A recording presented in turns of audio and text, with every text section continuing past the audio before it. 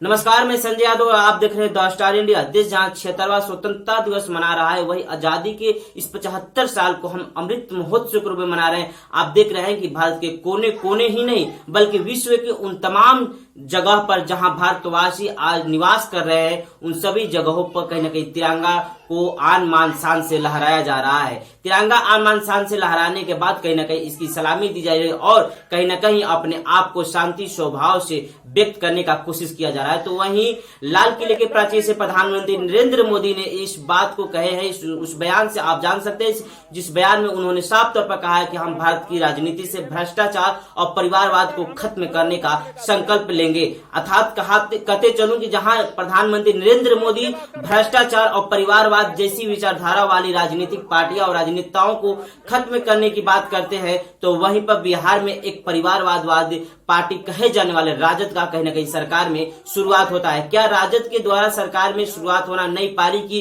शुरुआत होना, कहीं न कहीं नीतीश कैबिनेट में विस्तार भी होना। आज आप देखें किस तरीके से 16 अगस्त के दिन नीतीश कैबिनेट में विस्तार हुआ। 31 मंत्रियों ने शपथ ली। उस गोपनीय शपथ में कौन विभाग किसके पक्ष में रहेगा, कौन सा विभाग किसके पास जाएगा, देखना होगा। कौन सी पोर्टफोलियो कौन से मंत्री संभालते हैं। लेकिन सबसे बड़ी बात यह है कि बिहार की बात कर ले तो यहाँ पर बेरोजगारी, शिक्षा और कहीं न कहीं यहाँ पर बात कर लिया जाता है तो ये स्वास्थ्य की स्थिति सबसे बदहाल स्थिति में बनी हुई है। शिक्षा की बात कर लिया जाए, बेरोजगारी की बात कर लिया जाए और स्वास्थ्य की बात करें तो यह स्थिति तीनों इस प्रकार से बनी हुई है कि आप इसका जवाब ढूंढते रह जाएंगे। लेकिन न तो हॉस्पिटल में मिलने वाला है और न तो सरकारी स्कूलों में मिलने वाला है और न तो इंडस्ट्रीज डिपार्टमेंट के यहाँ है और न तो कोई उद्योग मंत्री इसका दे सकता है। लेकिन सबसे बड़ी बात यह है कि जिस प्रकार से कहा जाए कि एनडीए गठबंधन में जिस प्रकार से मुख्यमंत्री माननीय नीतीश कुमार के पोर्टफोलियो संभालने वाले उद्योग मंत्री शाहनवाज हुसैन ने जिस प्रकार से उद्योग मंत्री काल में उद्योग के लिए कहीं ना बिहार में इन्वेस्ट के लिए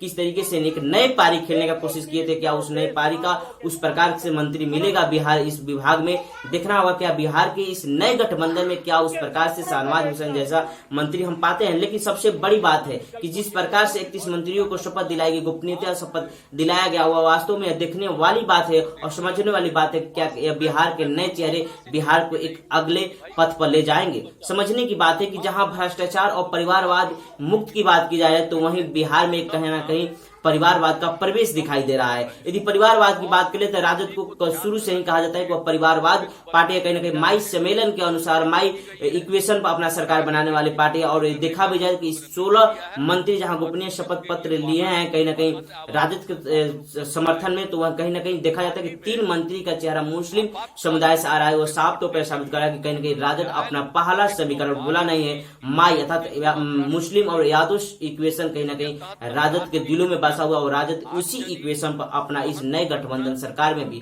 प्रवेश लिया है।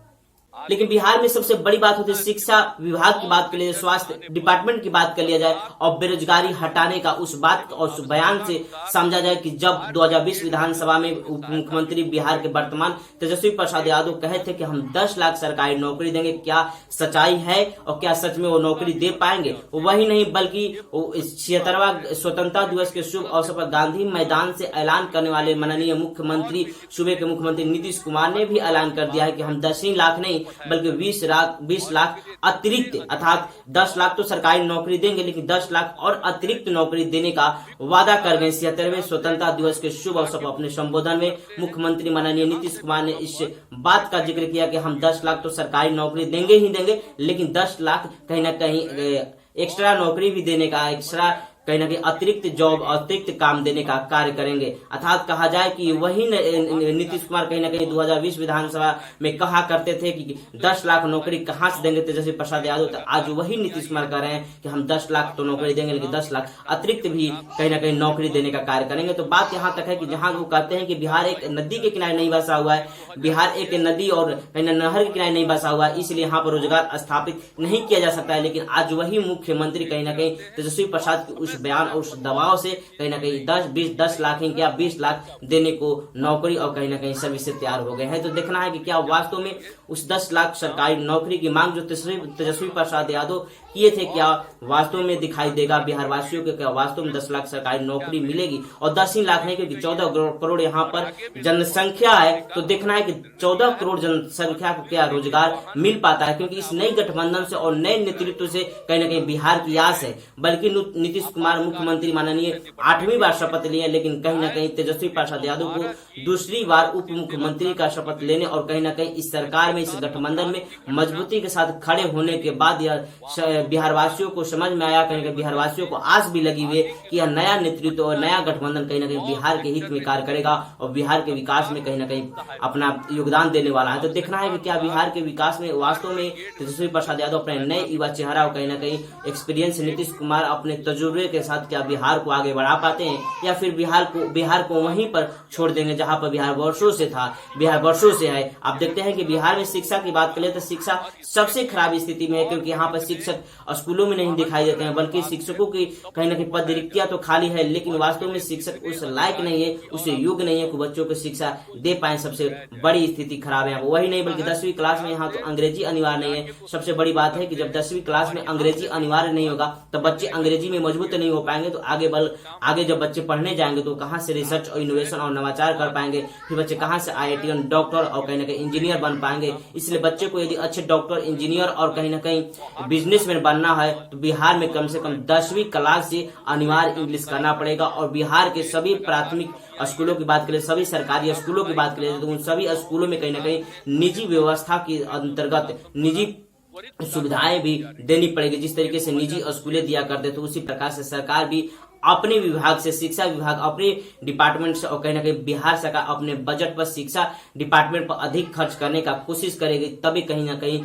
तब जाकर कहीं ना कहीं विकास होगा बिहार का और कहीं ना कहीं बिहार आगे बढ़ेगा। सबसे बड़ी उपलब्धि होगी, क्योंकि यह नई सरकार से नई उम्मीदें है और नई सरकार से नई उम्मीदें शिक्षा को लेकर है कि किस तरीके से शिक्षा के ऊपर यदि हम खर्च नहीं करेंगे तो यहाँ के बच्चे फिर भी बेरोजगार ही दिखाई देंगे। दिख रहा है कि किस तरीके से इस नई सरकार क्या नई पारी में नई अपने बॉल से क्या छक्का लगा पाती है या फिर चौका लगा पाती है या फिर 1-2 रन ही लेने में अपने 3 साल गुजार देगी। देखना है, काल बचे हैं इस मात्र 3 साल में इन नई गठबंधन और नई युवा चेहरा को कहीं ना कहीं विकास की राह पर बिहार को ले जाना होगा। और बिहार की विकास की राह पर ले जाने के बाद कहीं ना कहीं बिहार की राजनीति में एक अलग सी परिभाषा तय करना पड़ेगा, जहां नरेंद्र मोदी इस बात को कहते हैं कि हम भ्रष्टाचार और परिवारवाद को खत्म करेंगे, तो यह नई परिवारवाद की क्या विकास की राह पर ले जाएगी या भ्रष्टाचार की राह पर ले जाएगी, देखने की बात है। आप 3 साल में देखेंगे क्या होता है बिहार में विकास। लेकिन सबसे बड़ी बात है कि बिहार में शिक्षा, स्वास्थ्य और बेरोजगारी की स्थिति बनी हुई है। इसकी दूर करने का एक ही मात्र कारण है कि आप यदि अपने स्कूलों में कहीं ना कहीं एजुकेशन क्वालिटी अच्छे रखेंगे, शिक्षा व्यवस्था और शिक्षा स्किल अच्छे रखेंगे, तो कहीं शिक्षा स्किल अच्छे रखने के बाद कहीं ना कहीं बिहार में शुरुआत एक अच्छे पहल का हो पाएगी।